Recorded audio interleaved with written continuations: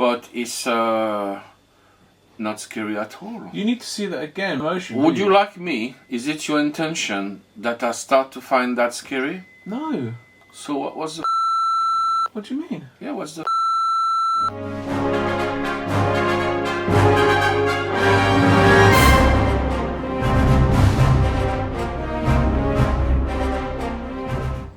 Today I'm at Michelle Brandt's house.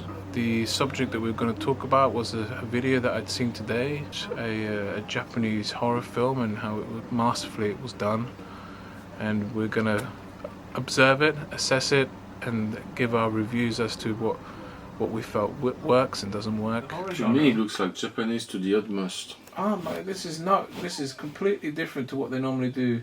In fact, it even shows you an example of like the Japanese horror films with the white face and the scattery TV effect, like, and the sudden jump cuts and all that kind of stuff. But this completely goes the opposite direction of that scene. Like, often Japanese horror stories are quick and like flashy and comes out of the TV and bam, bam, bam in your face. This one's slow and steady.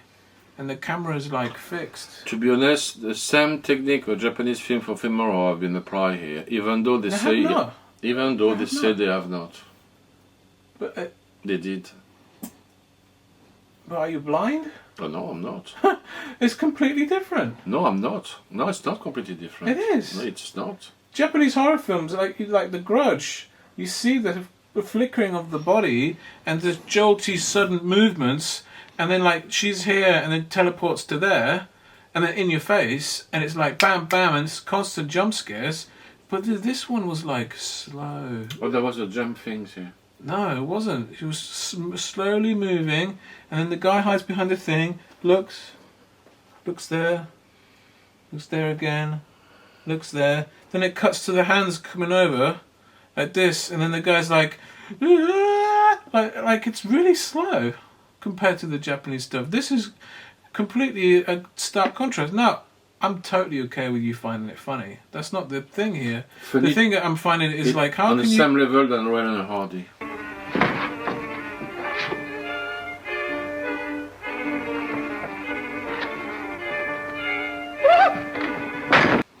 Okay, that's a very extreme statement to say. That's why I do it. What's the matter? I just saw a ghost!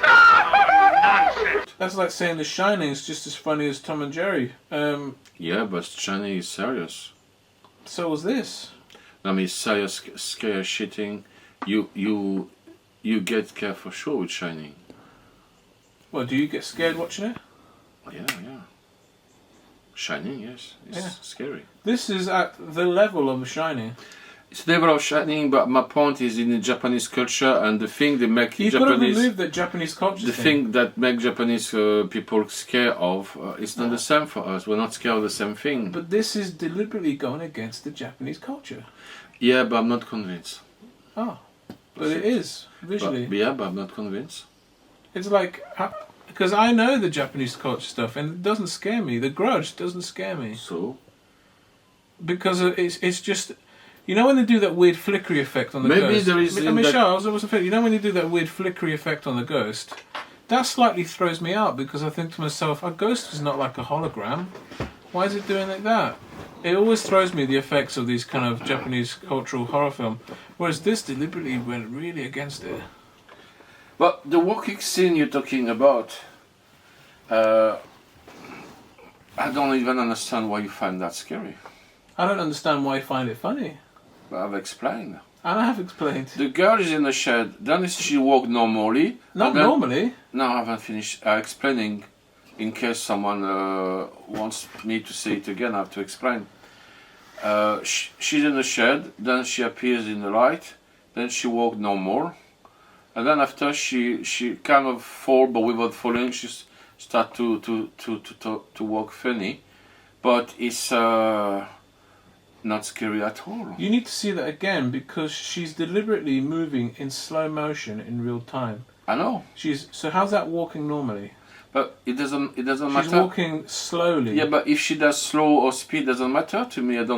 She just walk. No, it matters the pace of this walking because you don't walk in slow motion. Would you like me? Is it your intention that I start to find that scary? No. So what was? What do you mean? Yeah, what's? I thought we were talking. But I'm talking. Why do you insist that insist to say that it is scary for you the way she walks? Because me, it's not. It's not scary at all. So. Like we've just established, you wanted to find out what's scary for me, and I Yeah, wanted to but find I out what understand it's scary for you. me. I do. I don't understand But we your don't reasons. understand. That's what we're talking. I don't understand your reason for me are not doesn't make sense to me.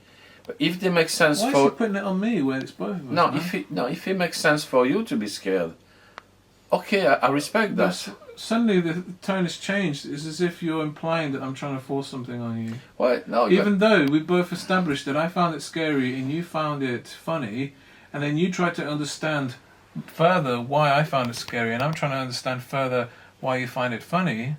It's like, can we not have a deep conversation without you thinking I'm forcing something on you? Oh, okay. Sorry, it felt like it, so maybe it was not the case. Okay. I'm still like, in fact, the lesson I'm learning for horror films is the more ambiguous, the scarier it is. Because when you take away information from an audience, that audience becomes uncomfortable because they want that information.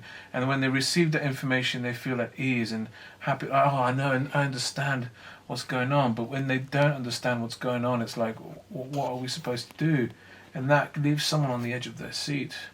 If I was in some tunnel, dark tunnel, walking in the street, and I saw this shadow, and suddenly the shadow kind of appears to be a person or a woman, and then in real life, like in the frame rate of my eyes, like that happens naturally, she starts to walk to me as if she's underwater, moving slowly, and then she moves her body and twists her body in such a way that seems unnatural.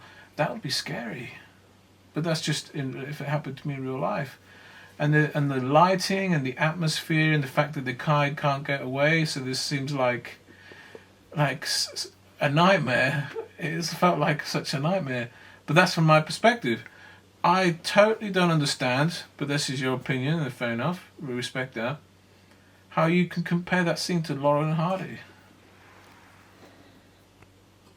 It's like, that in itself is so ambiguous that I'm scared of you now. Good. You should be. You should be. It's funny, man. I was like, oh, this is a horror scene that actually creeps me out. And then I was just really perplexed that Michel's pretty much said the opposite. He said he found it funny and compared it to Laurel and Hardy. And I just think that's just... I don't understand it. I mean, I respect his view and his opinion. He's very much... like he has his own mind and he can do that, but I just don't understand it. Like a scene that actually terrified me, Michel thinks it's comparable to Laurel and Hardy in comedy, you know? I mean, I thought it was terrifying, but yeah. Shut up! Even if there was a ghost, there's nothing to be afraid of.